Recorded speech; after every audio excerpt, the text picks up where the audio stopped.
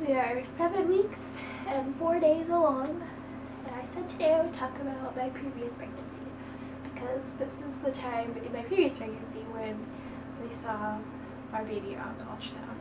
The doctor that I used to go to gave me like a planner when I went for my first appointment. Last year on October 1st, we found out we were pregnant. We were so surprised because we had only been married since June 19th last year, and we were like, oh my goodness, we're pregnant. We were both in school, and we were really overwhelmed. But of course we were happy too, but totally scared. And here's ultrasound pictures from that ultrasound.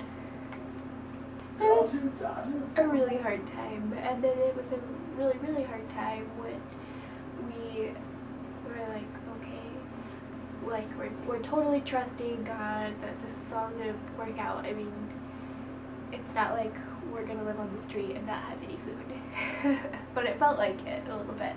And then when I went for my next appointment, I was almost 12 weeks pregnant. I thought we had an ultrasound and there wasn't anything there anymore, so I guess that's called a miscarriage because I hadn't had any symptoms of a miscarriage. I just stopped having pregnancy symptoms as strongly, which I thought was kind of normal because it was the end of my first trimester.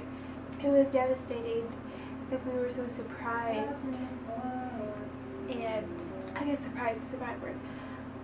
It was devastating because we were so shocked, like we just didn't see it coming at all, and we were really sad, of course. I didn't want to go to bed for like a week. I thought I was going to have a D&E, or a lot of times people refer to it as a D&C, but I was actually going to have a D&E. It's a little bit different. I ended up not having to because it was scheduled like almost a week later from the appointment where we found out that I wasn't pregnant anymore, and 2 days after that appointment I started naturally miscarrying. And I remember reading a statistic that said that over half of women who find out that they have a miscarriage and didn't realize, their body starts naturally miscarrying on its own within the next few days. That was traumatic too.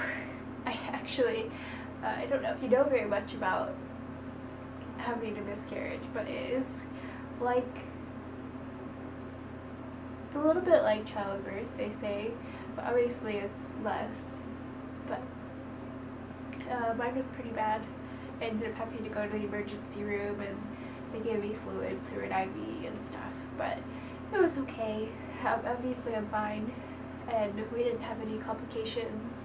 I didn't have any tissue left inside that they had to surgically remove, so that was actually very fortunate for my body for the healing process. And my husband and I, Justin, we called our baby that we didn't have Ellie. We don't even know if it was a boy or a girl. Sometimes it's just extra hard during this pregnancy because we think about that baby that we would have right now. It would be a few months old. Even though it would have been really hard, of course we still miss the baby that we don't have. This day is dedicated to Ellie, who we love and miss.